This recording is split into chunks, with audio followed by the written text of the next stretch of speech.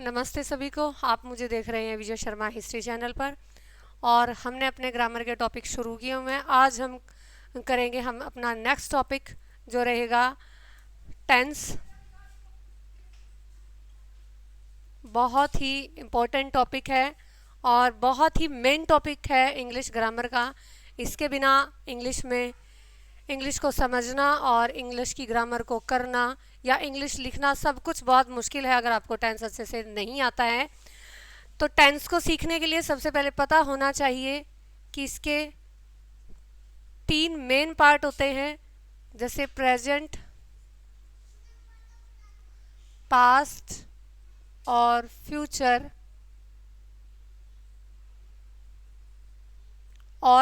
Future ये हैं इसके 3 मेन पार्ट और इनके आगे आगे 4 पार्ट होते हैं। ठीक है, तो सबसे पहले होता है इंडेफिनेट।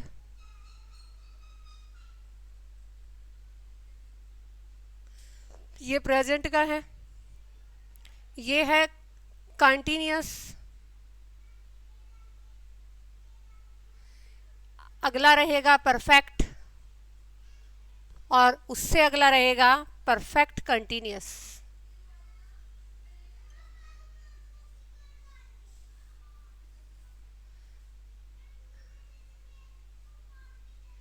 ठीक है, तो इसी तरह से पास्ट वाले के हो जाएंगे।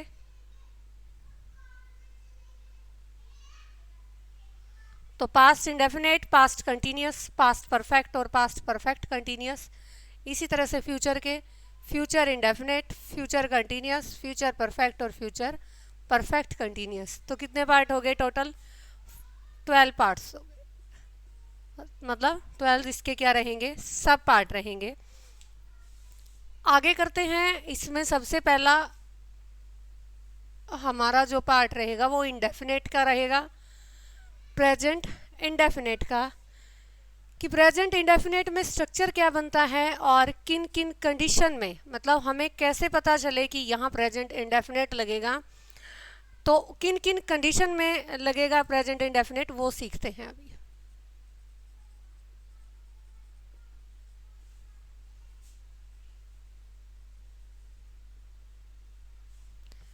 तो सबसे पहले स्ट्रक्चर रहेगा, तो हमारे 3 मेन सेंटेंस होते हैं। मतलब सेंटेंस की 3 मेन टाइप होती है। वैसे तो कई तरह के होते हैं लेकिन 3 मेन टाइप होती है। अफर्मेटिव,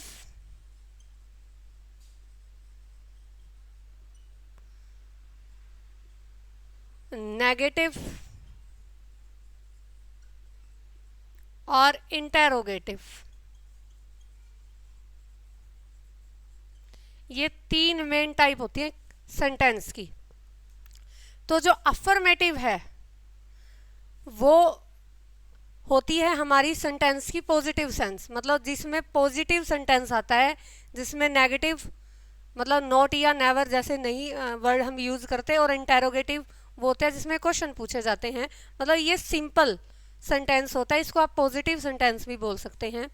नेगेटिव सेंटेंस जिसमें नॉट या नेवर हम यूज़ करते हैं, और इंटेरोगेटिव जिसमें हम क्वेश्चन पूछते हैं किसी भी तरह से, हाउ वाले हों, व्हाट वाले हों, वेयर वाले हों, मतलब WH वाले वर्ड के साथ, या फिर मतलब हेल्पिंग वर्ब जब आगे आ जाती है तब भी इंटेरोगेटिव सेंटेंस बन जाते हैं। तब भी वो इंटेरोगेटिव मतलब बनते हैं किसके साथ? हेल्पिंग वर्ब के साथ, या फिर WH वाले जो वर्ड हैं इनके साथ, जो अक्षर शुरू होते हैं उनसे हम अपना इंटेरोगेटिव सेंटेंस बना सकते हैं। तो सबसे पहले एग्जाम्पल देखेंगे हम अफर्मेटिव का कि इसका स्ट्रक्चर क्या रहेगा। तो इसका स्ट्रक्चर रहेगा सब्जेक्ट प्लस वर्ब की फर्स्ट फॉर्म, या वर्ब की फर्स्ट फॉर्म के साथ SES प्लस ऑब्जेक्ट। ध्यान से देखिएगा, सब्जेक्ट वर्ब की first form SES plus object. अब एक चीज समझने लायक है, स्ट्रक्चर क्या होता है? मतलब स्ट्रक्चर वो होता है जो किसी भी सेंटेंस में, मतलब अगर अफर्मेटिव सेंटेंस कर रहे हैं तो इस सेंटेंस में ये चीज़ें होंगी ही होंगी। तो सब्जेक्ट आपको पता है जो काम कर रहा है, वर्ब जो बताती है काम क्या कर रहे हैं, और ऑब्जेक्ट होता है जिसके ऊपर काम किया जाता है। मतलब ऑब्जेक्ट में कोई भी प्लेस, थिंग या फिर प्रोनाउन हो सकता है, नाउन, प्रोनाउन, प्लेस, थिंग, कोई भी चीज़ हो सकती है इसमें ऑब्जेक्ट में। तो इसका स्ट्रक्चर मतलब देखते हैं अफर्मेटिव सेंटेंस का। सबसे पहले जैसे he plays cricket, he plays cricket, मैंने ये लिखा है अफर्मेटिव सेंटेंस का। तो इसमें जैसा मैंने बताया था कि स्ट्रक्चर होता है। स्ट्रक्चर क्या होता है? जैसे ही क्या है, इसमें सब्जेक्ट है। प्ले क्या है, इसमें वर्ब की फर्स्ट है। एस क्या है, क्यों लगा है अभी बताती हूँ। और साथ में है ऑब्जेक्ट। ये मैं बता भी चुकी हूँ लेकिन दोबारा से बता देती हूँ। जो हमारे सिंगुलर मतलब नाउन या प्रोनाउन, अगर सब्जेक्ट हमारा सिंगुलर है, सब्जेक्ट हमारा सिंगुलर है तो हम वर्ब के साथ एस या ईएस लगाते हैं। और अगर सब्जेक्ट हमारा प्लूरल है तो हम वर्ब के साथ कुछ नहीं लगाते हैं, एस और ईएस। देखिए सिंगुलर कौन से हैं?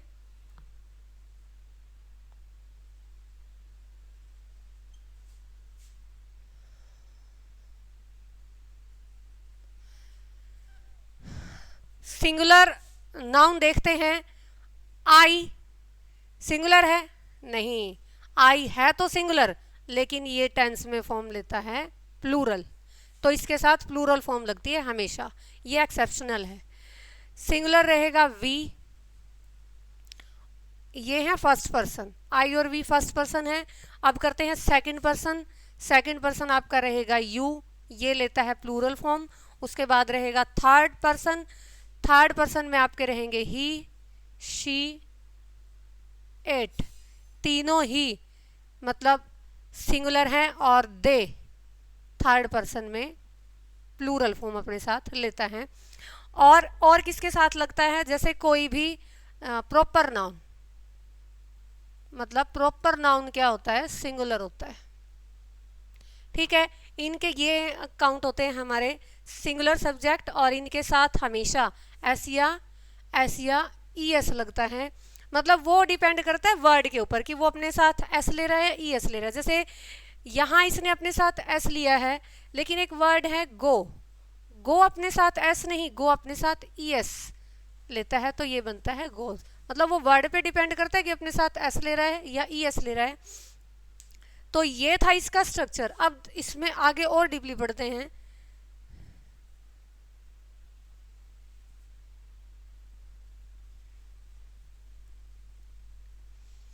जैसे ये हमारा सिंगुलर था, ही सिंगुलर है। अगर यहाँ इसकी जगह प्लूरल सब्जेक्ट लेते हैं तो हम क्या क्या करते हैं?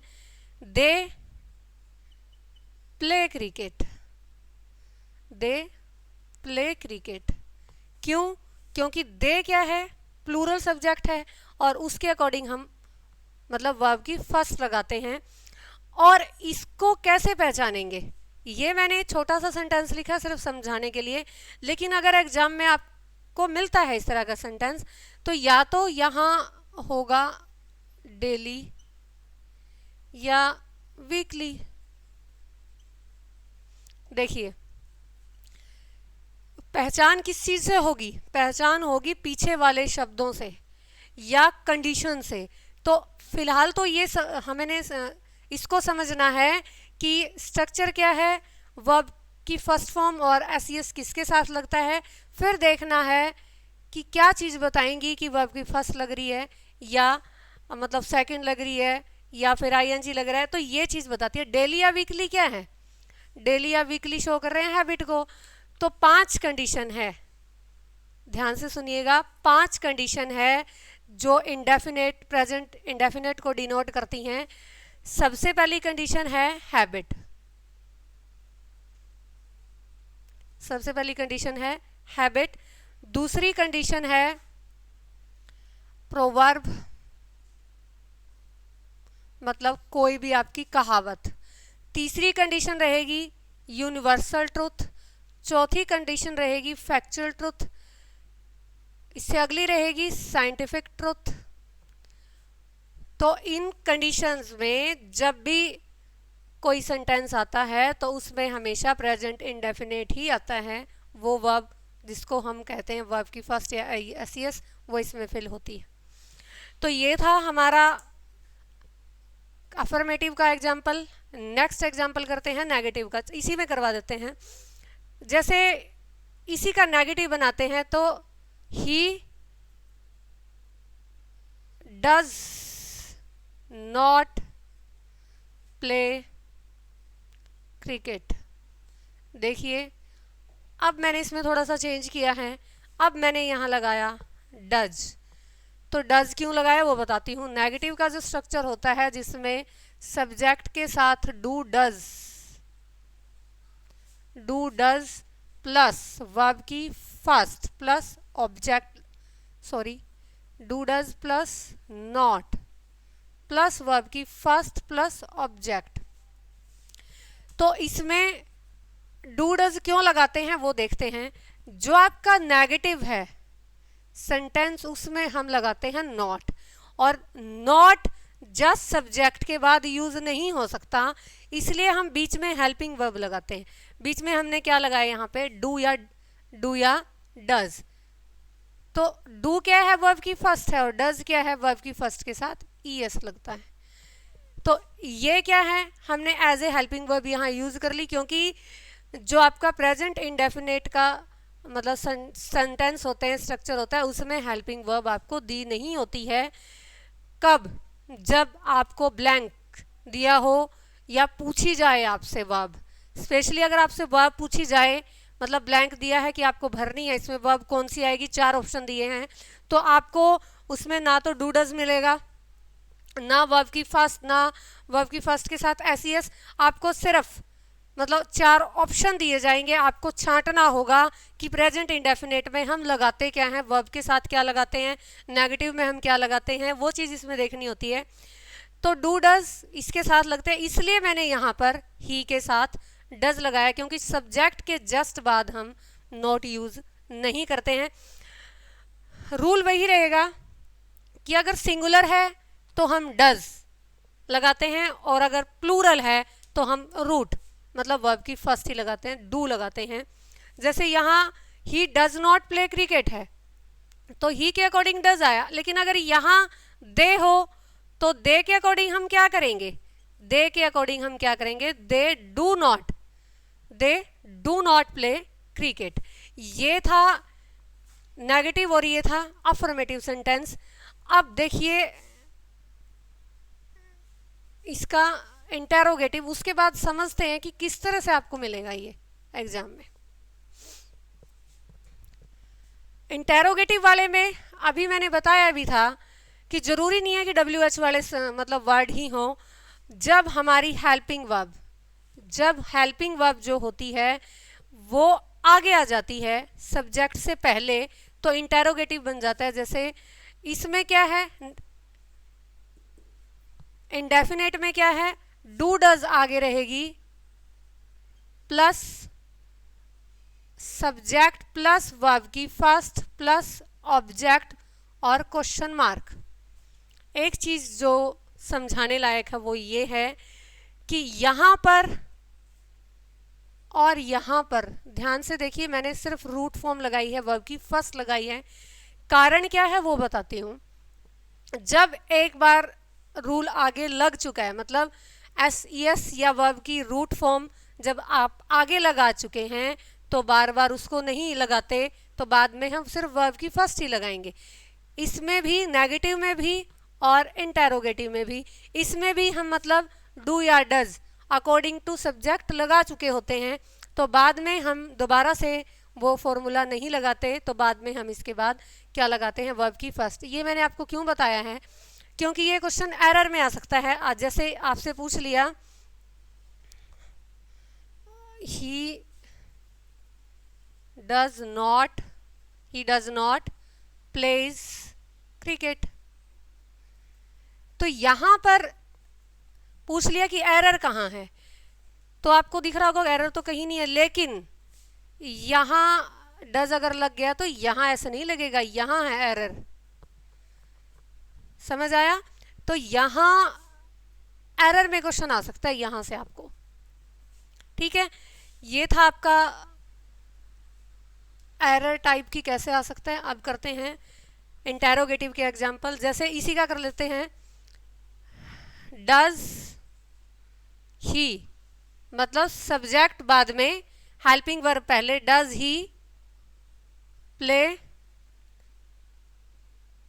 क्रिकेट। तो क्वेश्चन मार्क जरूर लगेगा इंटेरोगेटिव में। और डज ही प्ले क्रिकेट, अगर यहां सब्जेक्ट दे हो तो हम क्या लगाएंगे, do they play cricket, do they play cricket. तो ये था अफर्मेटिव, नेगेटिव और इंटेरोगेटिव का स्ट्रक्चर और उनके एग्जाम्पल।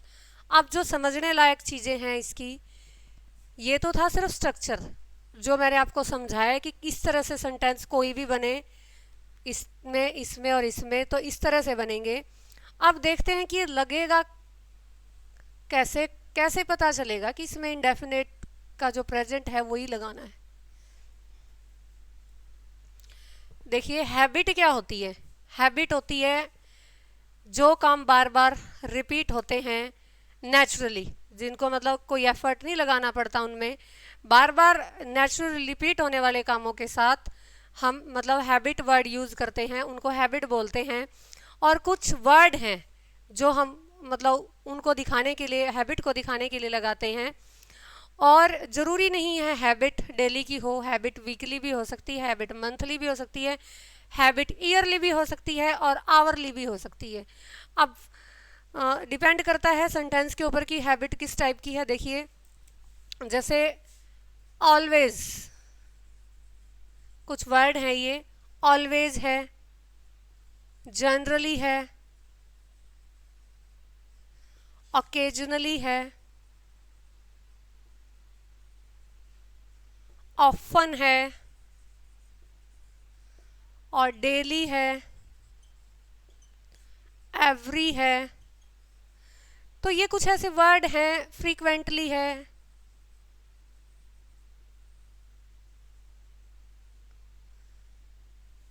तो ये ऐसे वर्ड हैं जो हैबिट को शो करते हैं। और अगर ये वर्ड आपके किसी सेंटेंस में दिए गए हैं तो आप वहाँ डेफिनेटली प्रेजेंट इंडेफिनेट के साथ जाएंगे। प्रेजेंट इंडेफिनेट में जो वर्ब हम भरते हैं वो भरेंगे। अब इसमें एक जो वर्ड है एवरी, एवरी के साथ तो आप कुछ भी लगाएं, चाहे एवरी डे लगाएं, एवरी आवर लगाएं, एवरी वीक लगाएं, एवरी मंथ लगाएं, एवरी संडे लगाएं, एवरी मंडे, मतलब कुछ भी टाइमिंग होनी चाहिए। लेकिन तो एवरी के साथ अगर कुछ भी लगा रहे हैं तो जैसे टाइमिंग को शो करने वाली जो चीज़ होती है, जैसे मंथ है, ईयर है, वीक है और आवर है, और मतलब जो डेज ऑफ वीक होते हैं, संडे, मंडे, एवरी इवनिंग भी हो सकता है, एवरी मॉर्निंग भी हो सकता है। तो एवरी के साथ तो बहुत सारे वर्ड यूज़ किए जा सकते हैं, लेकिन जिसके साथ भी लग गया शो करेगा हैबिट को ही। ठीक है, तो ये कुछ वर्ड थे जिनके साथ हम मतलब सजेस्ट कर सकते हैं कि ये हैबिट है, और इसमें हमेशा प्रेजेंट इंडेफिनेट ही लगाते हैं हम।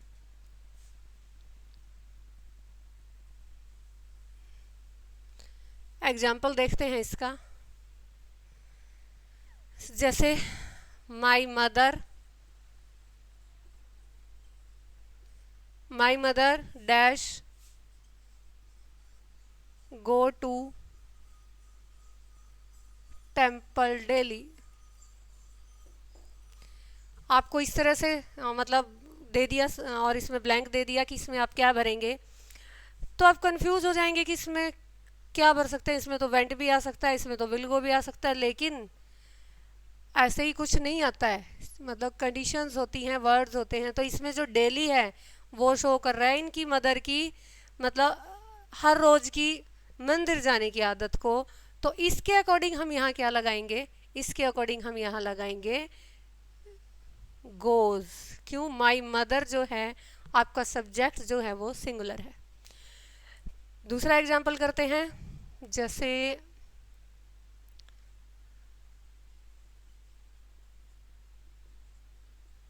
माय सिस्टर ऑलवेज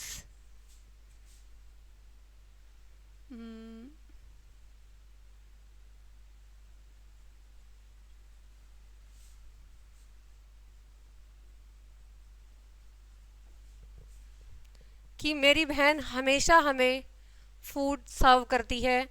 तो यहाँ जो सबसे पहले देखने लायक चीज़ है माय सिस्टर। माय सिस्टर क्या है? सिंगुलर है। दूसरी जो चीज़ देखने लायक है वो है ऑलवेज। ऑलवेज क्या है इसमें? इसकी डेली, बार बार, हमेशा की आदत को दिखा रहा है कि हमेशा मेरी बहन हमें फूड सर्व करती है। तो ऑलवेज दिखा रहा है इसकी हैबिट को, सब्जेक्ट की हैबिट को। तो यहाँ सिस्टर जो है सिंगुलर है तो सर्व्स, तो क्या आएगा? सर्व्स। इस तरह से हम मतलब देखते हैं कि इसमें वर्ब की फर्स्ट फॉर्म भरनी है या एस के साथ भरनी है। अगर यहाँ माई सिस्टर्स होता, ध्यान से देखिए, अगर यहाँ माई सिस्टर्स होता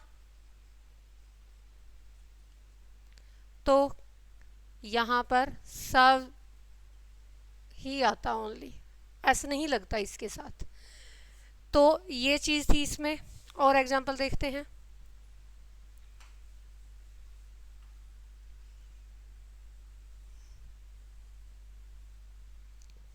अब ये थे हैबिट के। अब देखते हैं यूनिवर्सल ट्रुथ। जैसे द सन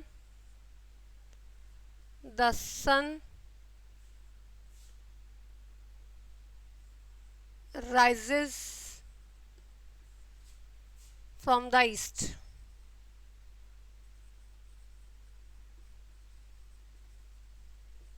देखिए ये यूनिवर्सल ट्रुथ का एग्जाम्पल है, क्योंकि यूनिवर्सल ट्रुथ वो ट्रुथ होते हैं जो कोई पढ़ा लिखा हो या अनपढ़ सबको पता होता है।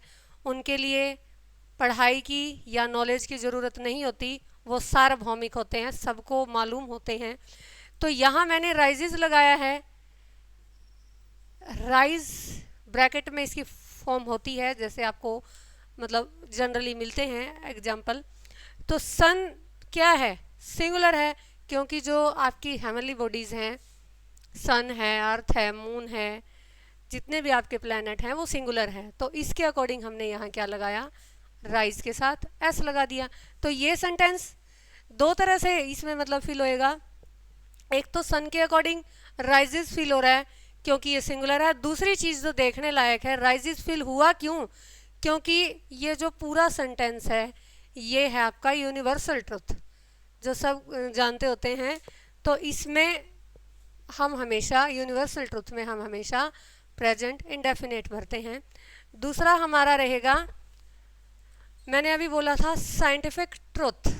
साइंटिफिक ट्रुथ, साइंटिफिक ट्रुथ जैसे वाटर, जो हमारा वाटर है वो ऑक्सीजन और हाइड्रोजन दोनों से मिलके बना है।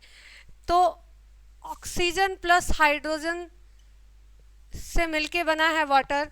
तो ये किसने प्रूव किया है? ये साइंस ने प्रूव किया है। लेकिन ये है तो ट्रुथ, तो इसको बोलते हैं साइंटिफिक ट्रुथ। और इस कंडीशन में भी हमेशा प्रेजेंट इंडेफिनेट ही आएगा। मतलब चाहे यूनिवर्सल ट्रुथ हो, फैक्चुअल ट्रुथ हो, साइंटिफिक ट्रुथ हो, हमेशा प्रेजेंट इंडेफिनेट के साथ ही जाते हैं। एक मैंने और बोला था, हाँ, कहावतें हैं जैसे हॉनेस्टी,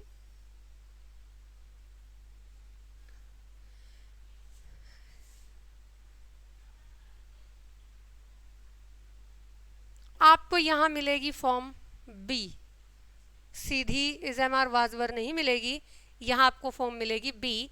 क्योंकि जो बी है वो रूट फॉर्म है, फर्स्ट फॉर्म है। इसकी कई फॉर्म बनती हैं। प्रेजेंट में इसकी बनेंगी इज़ेमार, पास्ट में बनेंगी इसकी वाजवर, और इसकी थर्ड फॉर्म जो बनती है वो बनती है बीन, बी वाज बीन। मतलब बी की ये पांचों फॉर्म बन सकती हैं। और यहाँ पर जो हमें लगानी है वो लगानी है प्रेजेंट।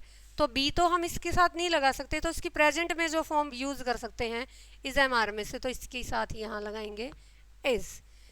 ध्यान से सुनिएगा, जो बी है इसकी कई फॉर्म बनती हैं प्रेजेंट में, पास्ट में, और मतलब इसकी वर्ब की जो थर्ड है इसमें। और इसमें क्या करते हैं, जो इज़ेमार है वो इसकी फर्स्ट फॉर्म मतलब प्रेजेंट फॉर्म ही मानी जाती है, वाज वर इसकी सेकंड फॉर्म है, और बीन जो है इसकी थर्ड फॉर्म मानी जाती है। और honesty is the best policy, इसके साथ प्रेजेंट इंडेफिनिट क्यों आता है, क्योंकि जितनी भी हमारी कहावत हैं, नीतियां हैं, वो हमेशा प्रेजेंट इंडेफिनिट में इसलिए होती हैं क्योंकि वो कभी भी मतलब बदलती नहीं है। जैसे ईमानदारी अच्छी नीति है तो वो आज भी अच्छी है, वो कल भी अच्छी थी, और वो आगे भी अच्छी रहेगी। मतलब ऐसा तो नहीं है आज अच्छी नीति है कल नहीं थी या आगे नहीं रहेगी, तो इसलिए हमेशा ये प्रेजेंट इंडेफिनिट में रहती हैं। ये याद रखने लायक चीज़ है। और इसके अलावा और इसके एग्जाम्पल हैं, जैसे एक और है 2 and 2, 2 and 2 make 4। अब यहाँ जो मेक है वो वर्ब है, और मैंने वर्ब की फर्स्ट क्यों लगाई यहाँ पर, 2 और 2 4 होते हैं, 2 और 2 4 होते हैं। देखिए जब लास्ट में हम इसको, इसकी जो साउंड आ रही है होते हैं, जो होते हैं डिस्क्राइब कर रहा है कि ये प्लूरल है। अगर यहाँ आता है कि सिंगुलर अगर होता है तो है नहीं आता, है की साउंड आती है, और प्लूरल में है की साउंड आती है, इसलिए मैंने यहाँ पर वर्ब की फर्स्ट लगाई है। और ये सिंगुलर प्लूरल के अकॉर्डिंग लगाई है फर्स्ट, लेकिन फर्स्ट लगाई क्यों है, फर्स्ट इसलिए लगाई है क्योंकि ये भी एक ट्रुथ है कि दो, लॉजिकल ट्रुथ है कि 2 और 2 4 होते हैं, सबको पता है। और 2 और 2 हमेशा ही 4 होंगे, चाहे आज जोड़ें चाहे कल जोड़ें, या हमने कल जोड़ लिए हो तो 2 और 2 5 कभी नहीं होंगे, ये हमेशा ही 4 होंगे। ये भी एक ट्रुथ है, इसलिए हम इनके साथ क्या लगाते हैं, मतलब प्रेजेंट इंडेफिनिट।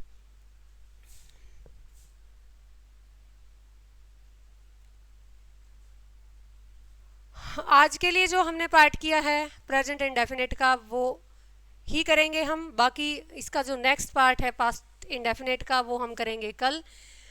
इसी तरह से हमारा जो ये ग्रामर का टॉपिक चल रहा है टेंस, बहुत स्लो करेंगे लेकिन बहुत अच्छे से करेंगे। और अगर आपको इसमें कहीं भी कोई डाउट है तो आप मुझसे पूछ सकते हैं कमेंट बॉक्स में। आज के लिए इतना ही, धन्यवाद।